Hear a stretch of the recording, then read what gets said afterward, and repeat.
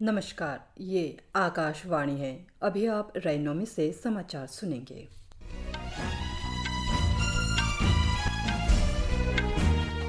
पहले मुख्य समाचार। प्रधानमंत्री नरेंद्र मोदी ने आज 71,000 नवनियुक्त युवाओं को सौंपे नियुक्ति पत्र। कर्नाटक में नया मुख्यमंत्री चुनने के प्रयास तेज। कांग्रेस नेता DK शिवकुमार दिल्ली पहुंचे। केंद्रीय अन्वेषण ब्यूरो ने जमीन के बदले नौकरी मामले में दिल्ली और पटना सहित 9 स्थानों पर छापेमारी की। केंद्रीय मंत्री एल मुरुगन ने कहा, भारत कान फिल्मोत्सव में वसुदेव कुटुंबकम की भावना के साथ समृद्ध संस्कृति का प्रदर्शन करेगा। और IPL में सुपर जायंट्स का मुकाबला मुंबई इंडियंस से आज शाम 7:30 बजे लखनऊ में खेला जाएगा। अब समाचार विस्तार से। प्रधानमंत्री नरेंद्र मोदी ने आज 71,000 नए कर्मियों को वीडियो कॉन्फ्रेंसिंग के माध्यम से नियुक्ति पत्र सौंपे। ये नियुक्ति पत्र देश भर में 45 जगहों पर लगे रोजगार मेलों में दिए गए। इस अवसर पर प्रधानमंत्री ने कहा कि रोजगार मेला युवाओं के सशक्तिकरण और राष्ट्र विकास में उनकी भागीदारी को मजबूत करने का सरकार का प्रयास है। उन्होंने कहा कि इस तरह के रोजगार मेले युवाओं के प्रति सरकार की प्रतिबद्धता को दर्शाते हैं। प्रधानमंत्री ने कहा कि सरकार ने पिछले 9 वर्ष में नियुक्ति प्रक्रिया को अधिक पारदर्शी और साफ सुथरा बनाने को प्राथमिकता दी है। श्री मोदी ने बताया कि अब रिक्त पदों के लिए आवेदन करने और परिणाम प्राप्त करने की पूरी प्रक्रिया ऑनलाइन हो चुकी है। प्रधानमंत्री ने कहा कि पिछले 9 वर्ष में देश में रोजगार के अवसर बढ़ाने की ओर सबसे ज्यादा ध्यान दिया गया है। उन्होंने ये भी कहा कि आधुनिक बुनियादी ढांचे का निर्माण करना हो या ग्रामीण विकास, सरकार की हर योजना और नीति युवाओं के लिए रोजगार पैदा करने का काम कर रही है। प्रधानमंत्री ने कहा कि पिछले 9 वर्ष में रोजगार की प्रकृति भी बड़ी तेजी से बदली है और बदली हुई परिस्थितियों में युवाओं के लिए नए क्षेत्र उभरे हैं।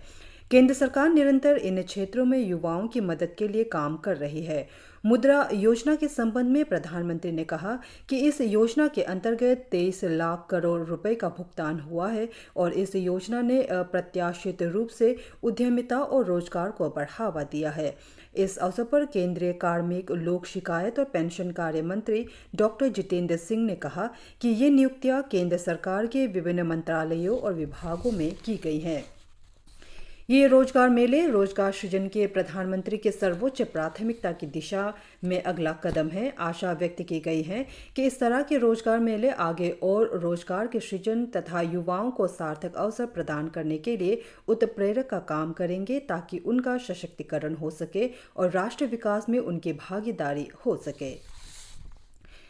गृहमंत्री अमित शाह ने मणिपुर में शांति बहाली के लिए उठाए गए कदमों की समीक्षा के लिए राज्य के मुख्यमंत्री, मैतेई और कुकी समुदाय के लोगों और अन्य हितधारकों के साथ कई दौर की बैठकें की। उन्होंने रविवार को नई दिल्ली में मणिपुर के मुख्यमंत्री N बीरेन सिंह, उनके मंत्रिमंडल के 4 सदस्यों और एक राज्यसभा सांसद के साथ बातचीत की। बाद में श्री शाह ने मैतेई और कुकी समुदाय के प्रतिनिधियों से भी मुलाकात की।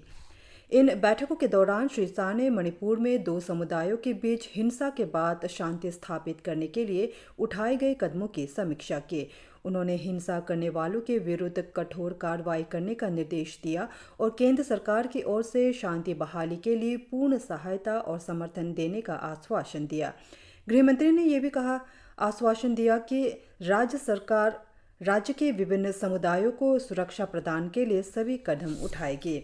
श्री अमित शाह ने सभी पक्षों के बीच विचार विमर्श करने और शांति संदेश देने पर जोर दिया। उन्होंने कहा कि सभी को न्याय मिलना चाहिए। उन्होंने लोगों की परेशानियां दूर करने के लिए राहत और पुनर्वास की प्रक्रिया को तेज करने पर भी जोर दिया।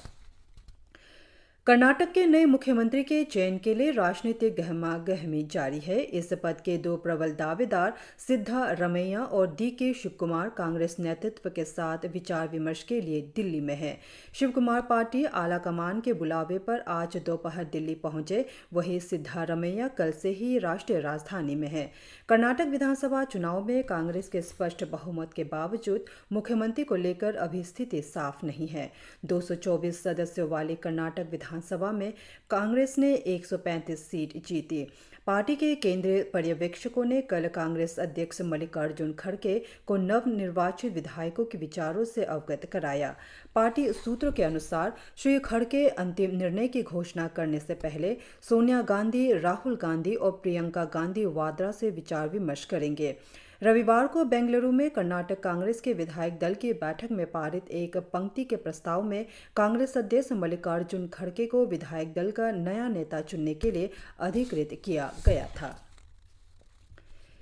केंद्रीय अन्वेषण ब्यूरो ने नौकरी के बदले जमीन घोटाले में राष्ट्रीय जनता दल के प्रमुख लालू प्रसाद यादव के करीबी राज्यसभा सांसद प्रेमचंद गुप्ता के दिल्ली और विधायक किरण देवी के पटना आवास पर छापेमारी की। सीबीआई बिहार के पटना और भोजपुर, दिल्ली, गुरुग्राम और नोएडा समेत 9 जगहों पर छापेमारी कर रही है। दिल्ली में जिन ठिकानों की तलाशी ली जा रही है वे प्रेमचंद गुप्ता से जुड़े हुए हैं, जबकि बिहार में किरण देवी और उनके पति व पूर्व विधायक अरुण यादव से जुड़े हैं। आरोप है कि तत्कालीन यूपीए सरकार में 2004 से 2009 के दौरान तत्कालीन रेल मंत्री लालू प्रसाद यादव के कार्यकाल से नौकरी के लिए जमीन घोटाला हुआ था। फ्रांस में आज से 76वां कान फिल्मोत्सव शुरू होगा। फिल्मोत्सव का शुभारंभ जॉनी डेप की फिल्म जियान डू बेरिक के वर्ल्ड प्रीमियर से होगा। सूचना और प्रसारण राज्य मंत्री डॉक्टर एल मुरुगन इस 12 दिवसीय फिल्मोत्सव में भारतीय प्रतिनिधिमंडल का नेतृत्व करेंगे। उनके साथ फिल्मकार गुनीत मोंगा, अभिनेत्री मानुषी चिल्लर, एशा गुप्ता और प्रसिद्ध मणिपुरी अभिनेता कंगाबाम तोम्बा भी फिल्म समारोह में भाग ले रहे हैं। केंद्रीय सूचना और प्रसारण मंत्री अनुराग सिंह ठाकुर एक वीडियो संदेश के जरिए उद्घाटन समारोह को संबोधित करेंगे। वे मनोरंजन सामग्री निर्माण के वैश्विक केंद्र के रूप में भारत की भूमिका पर अपना संदेश देंगे। फिल्म समारोह में भारतीय पवेलियन का निर्माण राष्ट्रीय डिजाइन संस्थान अहमदाबाद ने वैश्विक समुदाय के लिए भारत की रचनात्मक अर्थव्यवस्था के प्रदर्शन के विषय पर किया है। कान फिल्मोत्सव में भाग लेने से पहले सूचना और प्रसारण राज्य मंत्री डॉक्टर मुरुगन ने कहा है कि भारत ने एक अंतर्राष्ट्रीय फिल्म के लिए प्रोत्साहन की राशि जारी कर दी है और इस तरह की कई अन्य परियोजनाएं भी शुरू होने वाली है। उन्होंने कहा कि कान फिल्मोत्सव में भारत वसुदेव कुटुंबकम की भावना के साथ भाग लेगा और सशक्त रचनात्मक अर्थव्यवस्था के साथ अपनी समृद्ध संस्कृति का प्रदर्शन करेगा। उन्होंने कहा कि कारोबार में आसानी हो, इसकी पहल को बढ़ावा देने से कई अंतर्राष्ट्रीय फिल्म परियोजनाएं भारत की ओर आकर्षित हुई है। अब 16 देशों के साथ मिलकर भारत फिल्म निर्माण करने के लिए समझौते हो चुके हैं और 20 अन्य देशों के साथ इसकी प्रक्रिया अग्रिम चरण में है। केंद्रीय संचार मंत्री अश्विनी वैष्णव ने आज नई दिल्ली में संचार साथी पोर्टल का शुभारंभ किया। संचार विभाग की इस पहल से आम लोग ये पता कर सकेंगे कि क्या मोबाइल कनेक्शन उनके नाम पर ही जारी हुए हैं। यदि आवश्यकता नहीं है तो वे कनेक्शन कटवा भी सकते हैं और खोए हुए मोबाइल फोन को बंद कर सकते हैं तथा उनका पता भी लगा सकते हैं। इस अवसर पर श्री अश्विनी वैष्णव ने कहा कि इस पोर्टल पर 3 महत्वपूर्ण मॉड्यूल जोड़े गए हैं। इसका उद्देश्य मोबाइल उपभोक्ताओं को धोखाधड़ी की गतिविधियों से बचाना है। उन्होंने कहा कि दूरसंचार के क्षेत्र में कई नए सुधार किए गए हैं ताकि दूरसंचार उद्योग मजबूत हो सके और इसके निवेश को बढ़ावा मिल सके। इस अवसर पर दूरसंचार विभाग के सचिव के राजा रमन भी उपस्थित थे। मुंबई में भारत की G20 अध्यक्षता के तहत तीसरी ऊर्जा परिवर्तन कार्य समूह की बैठक चल रही है। इसमें 6 प्राथमिकता वाले क्षेत्रों पर विचार किया जा रहा है, जिनमें प्रौद्योगिकी संबंधी खामियों को दूर करना, कम खर्च, ऊर्जा सुरक्षा और विविध आपूर्ति श्रृंखलाओं के साथ साथ कम कार्बन उत्सर्जन और जिम्मेदारी के साथ खपत के साथ साथ भविष्य के लिए ईंधन और सस्ती दर समावेशी तरीके से ऊर्जा संक्रमण से जुड़े मामले शामिल हैं। IPL क्रिकेट में आज शाम 7:30 बजे लखनऊ के भारत रत्न श्री अटल बिहारी वाजपेयी एकाना क्रिकेट स्टेडियम में लखनऊ सुपर जायंट्स का मुकाबला मुंबई इंडियंस से होगा। कल रात अहमदाबाद के नरेंद्र मोदी स्टेडियम में गुजरात टाइटंस ने सनराइजर्स हैदराबाद को 34 रन से हरा दिया।